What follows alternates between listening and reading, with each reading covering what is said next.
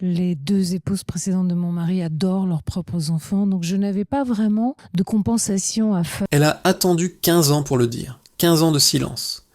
Et quand Carla Bruni a enfin prononcé ces mots, je me suis effacé dans l'ombre de quelqu'un d'autre, quelque chose s'est brisé dans l'image que la France croyait immuable.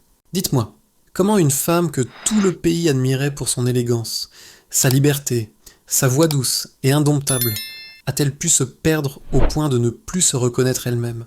Pendant des années, nous avons vu la même scène, Carla au bras de l'un des hommes les plus puissants de France, Nicolas Sarkozy, une silhouette parfaite dans les couloirs du pouvoir, un sourire maîtrisé, une présence rassurante. À l'écran, tout semblait simple, presque harmonieux, comme si elle avait été façonnée pour ce rôle, comme si rien ne pouvait l'atteindre. Mais derrière cette image polie, derrière la lumière des projecteurs, se jouait une autre histoire. Une histoire faite de silence, de petits renoncements, de gestes anodins qui, répétés jour après jour, finissent par déplacer une vie entière. Carla Bruni n'a jamais été une femme ordinaire. Mannequin, célébrée, muse des photographes, puis chanteuse à la voix grave et intime, elle incarnait une féminité rare, ni tapageuse, ni effacée. Elle parlait peu, mais chaque mot semblait peser. Elle ne cherchait pas l'attention, elle la laissait venir à elle. C'était sa force. Et peut-être aussi, sans qu'elle le sache encore, sa vulnérabilité. Quand elle est entrée dans l'univers politique, beaucoup ont pensé qu'elle y apporterait ce que cet univers ne possédait pas. Du calme, de la grâce, une forme de respiration. Elle est devenue la première dame comme on entre dans une scène déjà éclairée, sans bruit, sans scandale, toujours cette même maîtrise, toujours cette distance élégante. Le public croyait voir une femme solide, presque invulnérable, une femme pour qui rien n'est jamais trop lourd, une femme à qui le pouvoir ne fait pas peur. Mais ce que personne ne voyait, c'était le prix de cette perfection. Car le silence, quand on le choisit pour se protéger, peut devenir une armure. Et une armure, à force d'être portée, finit par peser plus lourd que les coups qu'elle est censée éviter. Carla l'a compris trop tard. Ou peut-être l'a-t-elle toujours su, sans jamais oser le formuler. Elle observait le monde politique comme on observe un fleuve, puissant, rapide, implacable. Elle s'y tenait droite, mais devait mesurer chacun de ses pas. Un mot mal placé pouvait devenir un titre, un geste spontané, une interprétation. Elle a appris à se contenir, à lisser ses émotions, à choisir le silence plutôt que le conflit. Et ce silence, peu à peu, est devenu une habitude, une seconde nature. Aux yeux du public, Carla Bruni était l'incarnation du calme absolu, une femme sans fissure apparente. Mais dans les interstices de cette image parfaite, quelque chose s'effritait. Pas de drame, pas de cri, juste une lente disparition de soi. Lorsque, des années plus tard, elle dira qu'elle s'est perdue dans l'ombre de quelqu'un d'autre, elle ne parlera ni de haine ni de vengeance. Elle parlera d'effacement, d'un glissement presque invisible, d'une femme qui, à force de s'adapter, finit par ne plus savoir où commence sa propre voie. Et c'est là que l'histoire devient troublante. Car ce que Carla a révélé n'est peut-être pas seulement son histoire, c'est celle de tant d'hommes et de femmes qui, par amour, par loyauté, par peur de décevoir, acceptent de s'ajuster, jusqu'à se réduire. Mais avant la chute, il y a toujours un commencement, un moment précis où 2 trajectoires se croisent, un instant banal, presque insignifiant, que personne ne remarque, et qui pourtant décide de tout. Pour Carla Bruni, ce moment porte un nom, un regard, une rencontre. Avant d'être un symbole politique, avant d'être une épouse scrutée par les caméras du monde entier, Carla Bruni était déjà une image presque irréelle, celle d'une femme née pour la lumière mais qui n'en dépendait pas. La France la découvrait comme on découvre une présence rare, un port de tête naturelle, une élégance sans effort, un regard qui semblait toujours contenir plus qu'il ne montrait. Mannequin, elle défilait sans jamais forcer l'attention. Chanteuse, elle murmurait plus qu'elle ne proclamait. Sa voix grave, intime, donnait l'impression qu'elle ne chantait pas pour la foule, mais pour chaque auditeur, individuellement. Carla ne séduisait pas par le bruit, elle séduisait par le silence. Dans un monde où tout se montre, elle suggérait. Et cette retenue devint sa signature. Quand elle entrait dans une pièce, les regards se tournaient vers elle sans qu'elle n'ait rien demandé. Elle parlait peu, mais ses mots semblaient peser davantage que ceux des autres.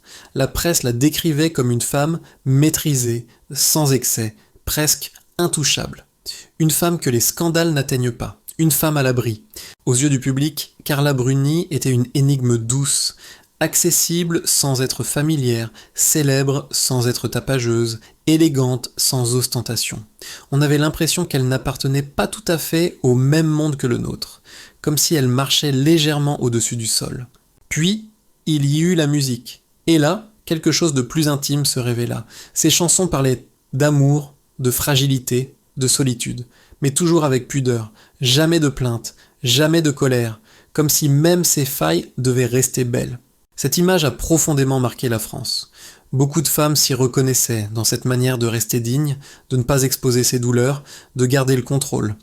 Carla devenait sans le vouloir une figure de projection.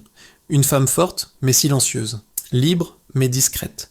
Alors, lorsqu'elle est entrée dans l'univers politique, personne n'a été vraiment surpris. On s'est dit qu'elle y serait à sa place, que cette élégance tranquille était exactement ce dont le pouvoir avait besoin pour adoucir ses angles. Au bras de Nicolas Sarkozy, elle apparaissait comme une évidence. L'homme d'action et la femme de retenue. Le mouvement et la stabilité, le feu et la respiration. Les images étaient parfaites, sourire mesuré, gestes précis, aucune fausse note. Dans les couloirs du pouvoir, Carla Bruni semblait flotter avec la même grâce que sur les podiums. Pour le public, elle incarnait la première dame idéale. Pas trop présente, pas trop distante, toujours juste, toujours à sa place. Mais cette place, justement, était-elle vraiment la sienne ? Ce que nous ne voyons pas, c'est ce que coûte cette perfection.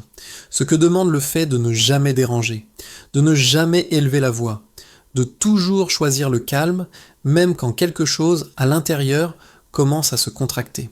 Car il y a une différence entre être discrète par choix et devenir silencieuse par nécessité. À force d'être celle qui apaise, celle qui s'adapte, celle qui ne crée pas de vagues, Carla a peu à peu confondu sa nature avec un rôle. Et comme tous les rôles, celui-ci exigeait des répétitions constantes. Chaque apparition publique devenait une chorégraphie. Chaque mot, une décision stratégique. Chaque silence, une protection. Aux yeux du monde, elle était la femme parfaite pour ce monde imparfait. Mais à l'intérieur, une autre question commençait à se former, sans bruit, sans urgence. Et moi, où suis-je dans tout cela ? On croit souvent que se perdre est un événement brutal. Une rupture, un drame, une chute. En réalité, se perdre peut être d'une lenteur presque imperceptible. C'est un pas en arrière, puis un autre. Une phrase qu'on retient, une envie qu'on reporte, une liberté qu'on remet à plus tard. Carla ne s'est pas effacée en un jour. Elle s'est effacée en restant parfaite.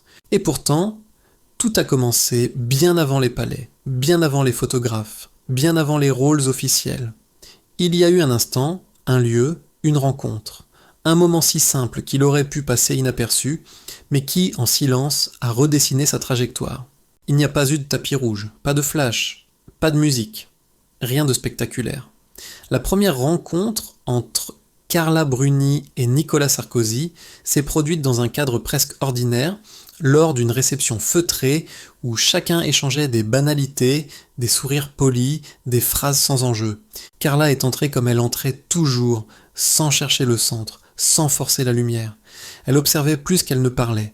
Sarkozy, lui, avançait autrement, d'un pas rapide, presque conquérant. C'était un homme qui occupait l'espace avant même d'ouvrir la bouche.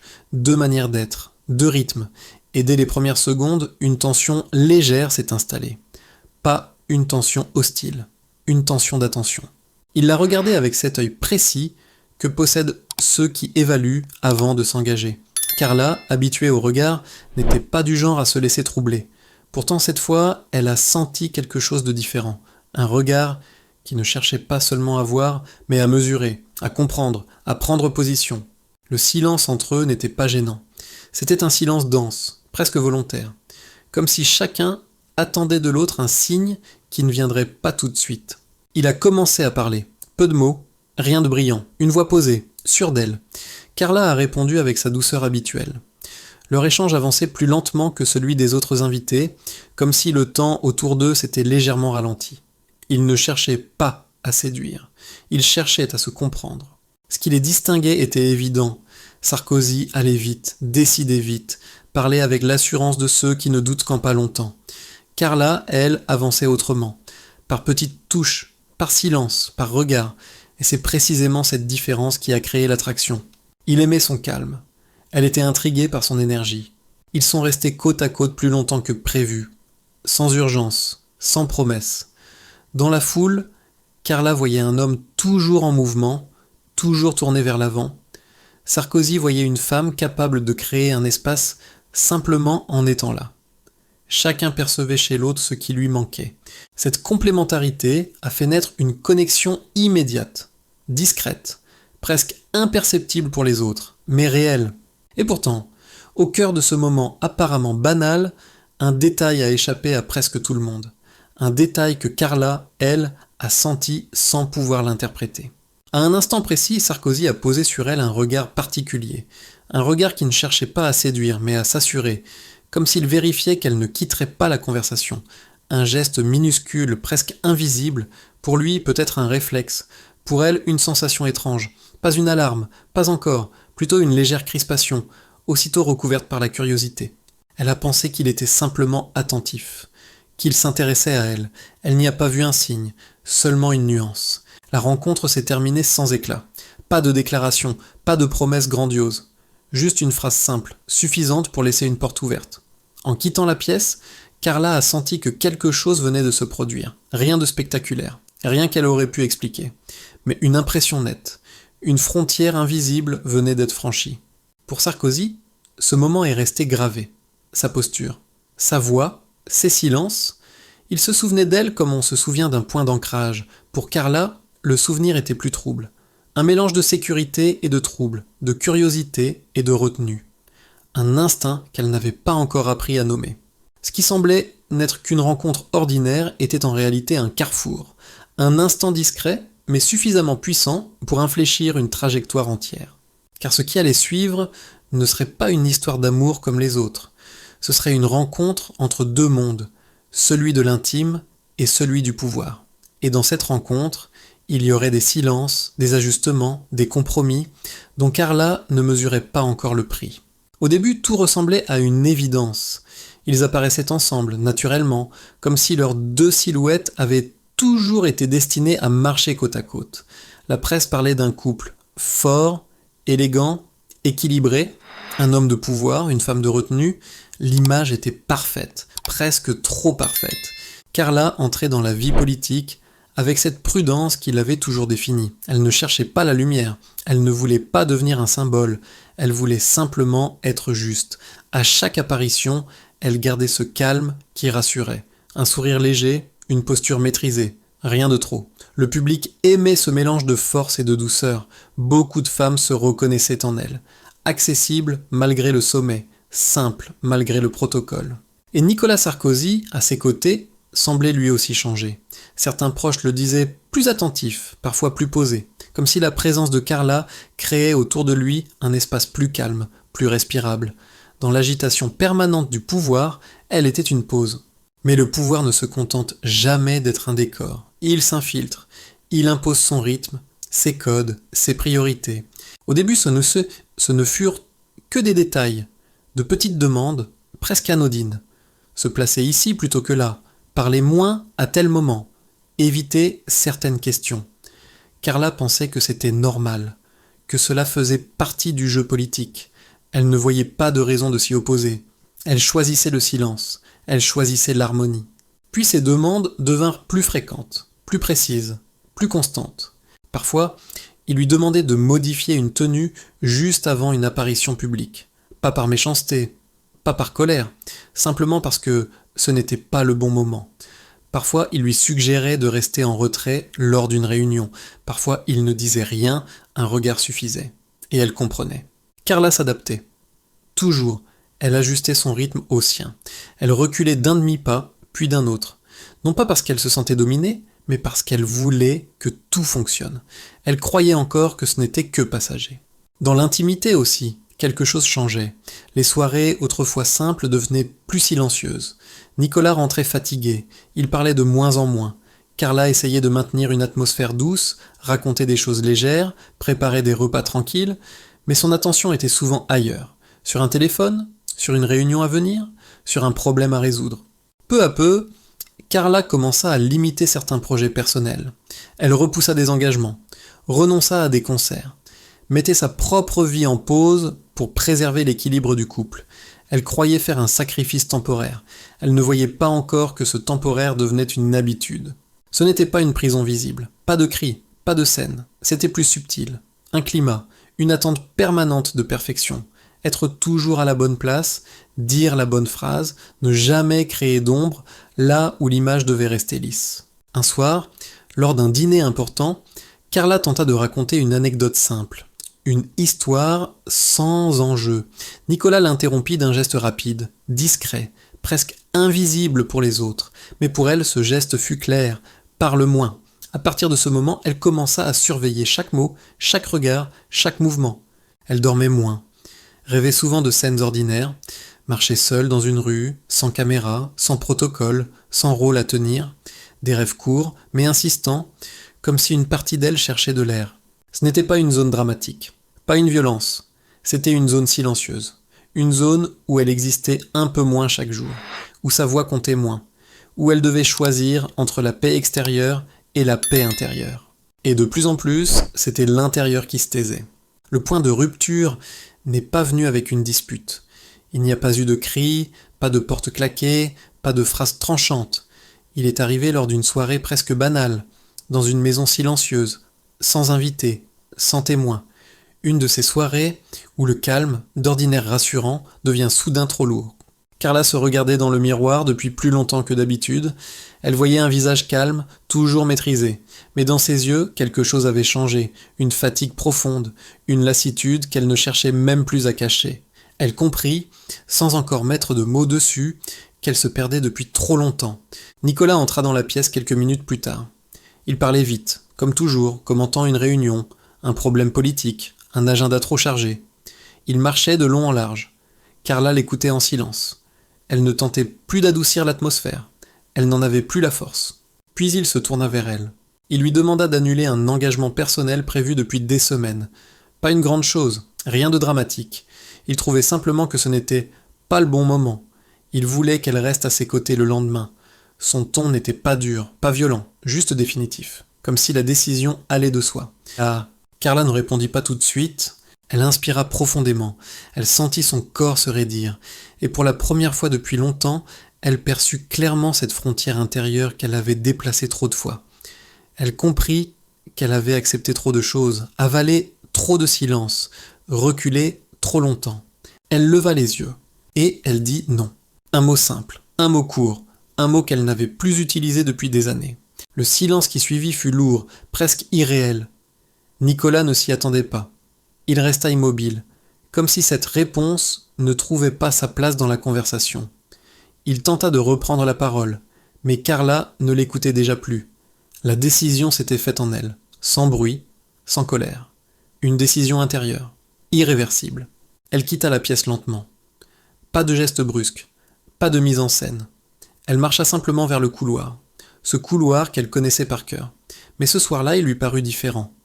Plus long, plus froid, plus vrai, chaque pas résonnait comme un rappel. Elle s'était effacée trop longtemps. Elle s'arrêta près de la porte qui menait au jardin. L'air nocturne effleura son visage. Un air simple, un air qui n'exigeait rien d'elle. Elle ferma les yeux une seconde, et dans ce geste discret, elle sut que plus rien ne serait comme avant. Elle ne cherchait pas une rupture publique.